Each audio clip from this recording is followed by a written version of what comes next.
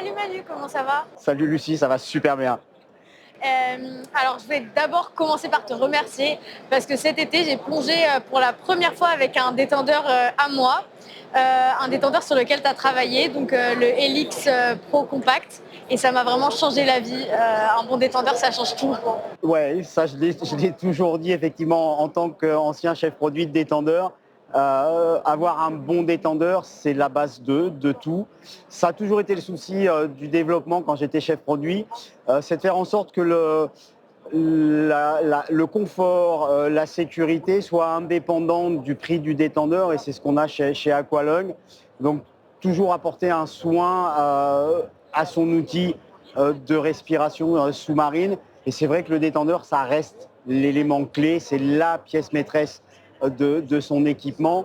Et c'est vrai qu'il est important de pouvoir respirer correctement pour pouvoir affronter, je dirais, toutes les situations, sans forcément parler de situations de stress, mais simplement pour pouvoir pleinement profiter Ouais. de sa découverte et de ses explorations. Donc, je suis réellement ravi que tu aies enfin ton propre détendeur et que tu bénéficies du confort ventilatoire de nos produits.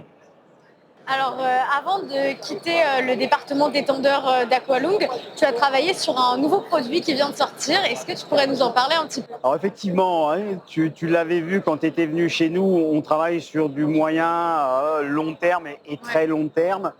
Et effectivement, aujourd'hui, hein, on s'intéresse sur du très long terme.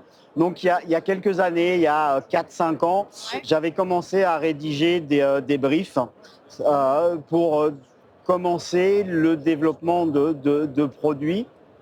Et effectivement, moi, j'ai quitté les fonctions de chef produit de détendeur. Je suis aujourd'hui occupé à d'autres projets, toujours au sein d'Aqualung Group, hein, je te rassure.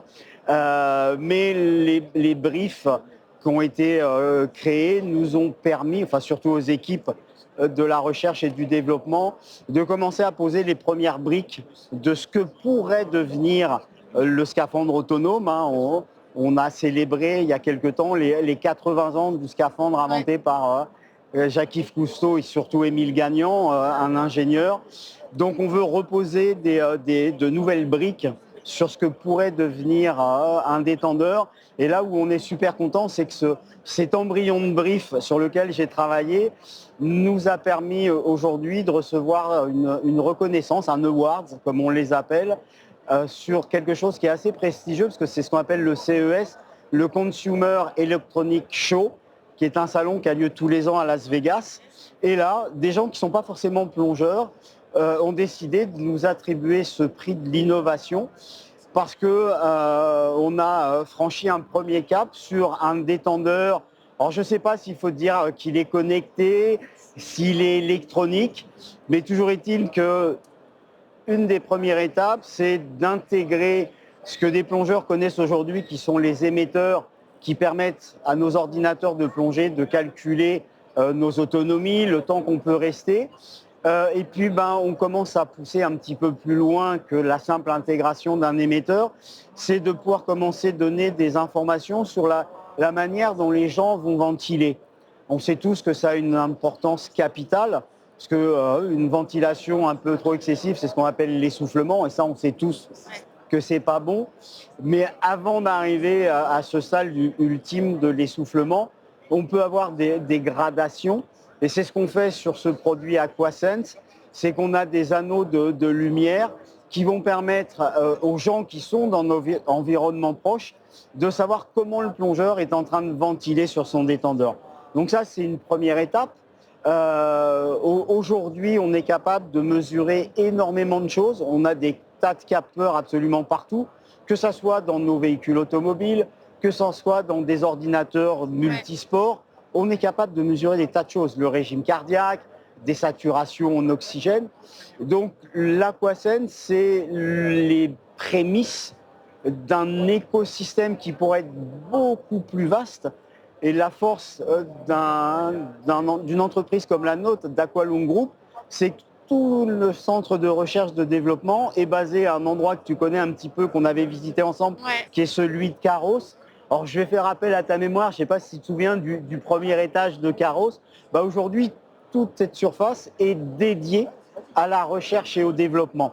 Donc on renforce, nous, nos équipes, notamment autour de ce qu'on appelle communément, je vais dire presque vulgairement, l'électronique, parce que ça couvre énormément de choses. Mais aujourd'hui, on a le souhait d'intégrer de l'intelligence artificielle pour, encore une fois, notre souci, comme on le disait en introduction sur le détendeur, c'est d'améliorer l'expérience de plongée. Parce que la plongée, chaque plongée, quelle que soit sa profondeur, quelle que soit la nature des eaux dans lesquelles je vais m'immerger, que ce soit de l'eau douce, de l'eau salée, que ça soit sous glace, que ça soit sur des récifs, que ça soit avec des grosses bestioles, c'est une expérience. Ouais. La volonté d'Aqualung Group, c'est d'améliorer ces expériences et de faire en sorte que tout se passe excessivement bien. Charge à nous de monitorer, de contrôler, d'informer pour que les gens puissent se concentrer sur l'essentiel, la découverte du milieu subaquatique. Donc voilà ce que c'est que l'AquaSense. C'est une première brique de tout un écosystème qui pourrait être très complexe et qui pourrait intégrer l'ensemble de nos produits, que ce soit la propulsion au travers des palmes. Mais il n'y a pas que des palmes pour se propulser, on pourrait imaginer plein d'autres choses. La protection thermique. Et oui, aujourd'hui, j'ai un vêtement mal adapté, j'ai une mauvaise protection thermique, je vais avoir tendance à suroxygéner, à surventiler, je vais augmenter mon rythme cardiaque. Et on sait tous qu'aujourd'hui, ces éléments-là vont influer la manière dont je vais sursaturer en azote, mais également à la réciproque, ma désaturation. Donc voilà, aujourd'hui, on essaye de se projeter sur des visions. Alors ça peut paraître un peu prétentieux, 5, 10, 15, 20 ans, mais qu'a fait le commandant Cousteau et Émile Gagnon il y a plus de 80 ans? C'était la même chose. Ils se sont projetés, on va respirer sous l'eau. Ah ouais, mais on n'a que des maillots de bain. Eh ben, il va falloir faire évoluer la technologie. Donc on a développé des mousses dites aujourd'hui néoprène pour faciliter la protection thermique des gens, pour rester plus longtemps, etc., etc., etc. Et qui mieux que la société fondatrice du scaphandre autonome pour s'intéresser à l'évolution du scaphandre. Allez, soyons fous, parlons du scaphandre 2.0. Donc voilà, on veut de nouveau embrasser cette vision pionnière des activités subaquatiques. Est-ce que tu peux nous parler de ton nouveau poste? Alors, nouveau poste, il est presque indirectement lié avec ce que je viens d'expliquer. Ouais. Aujourd'hui, je suis à la tête, alors je ne suis pas tout seul, encore une fois, ce sont des travails d'équipe, de ce qu'on appelle l'Aqualung Group Academy. Aqualung Group subit une transformation, une mutation, tout simplement parce qu'il faut être en capacité de se projeter pour survivre. C'est tous les enjeux économiques du moment. Et donc on a décidé de créer une académie pour former dans un premier temps l'ensemble de nos collaboratrices et collaborateurs pour pouvoir, leur expliquer d'où on vient, qui on est, ce qu'on fait, nos métiers, nos marques, nos activités. Tu le sais comme moi, tu l'as vécu il y a quelques temps maintenant, les activités de plongée, les activités de natation, de plongée professionnelle, de plongée militaire. On a plein d'activités différentes, donc il faut former l'ensemble de nos collaboratrices, collaborateurs sur ce que sont nos métiers, quels sont nos produits, quelles sont nos technologies. Et ensuite, l'académie aura pour mission aussi de former nos équipes sur l'intégration de ces nouvelles technologies. Aujourd'hui, tout devient connecté et connectable. Quand on voit ce que sont capables de faire nos appareils de téléphonie, on est bien loin du Nokia 3610 qui n'était qu'un téléphone indestructible, comme n'ont pu l'être certains de nos détendeurs. Aujourd'hui, ces gens-là n'ont pas cru à l'évolution de ce que pourrait devenir la téléphonie. Il y a d'autres exemples, BlackBerry, même motif, même punition. Donc il faut réellement ouvrir j'ai parlé de chakras, presque les chakras de nos équipes pour se projeter sur l'avenir. Et ben ça, c'est l'émission d'une académie.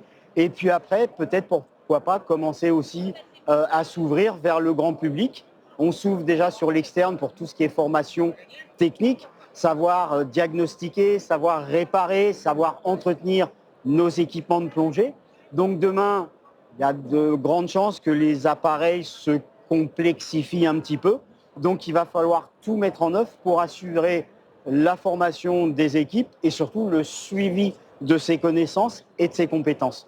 Voilà mes nouvelles missions parce que pendant plus de 30 ans dans le groupe, j'ai acquis énormément de savoir et il faut anticiper et être prêt à partager ces savoirs vers des générations comme les tiennes parce que demain, et c'est réellement demain à l'échelle de temps, c'est des gens comme toi qui seront à la tête de groupes industriels, que ce soit dans le loisir ou autre. Donc il faut anticiper et il faut préparer le passage de relais et c'est le but de cette Aqualung Group Academy. Voilà Lucie, tout ce qui s'est passé depuis le temps qu'on se connaît. Et avec tout ce que tu nous as dit, je pense qu'on va pouvoir se faire un bel épisode de podcast. Avec grand plaisir, il y a tellement de choses à faire je le vois là au quotidien depuis 2 jours. Mon quotidien depuis 2 jours, c'est répondre aux consommateurs. Et quand je vois les questions qu'on a, je dis mais waouh, il y a encore trop de filtres entre les industriels que nous sommes et les gens qui utilisent nos équipements.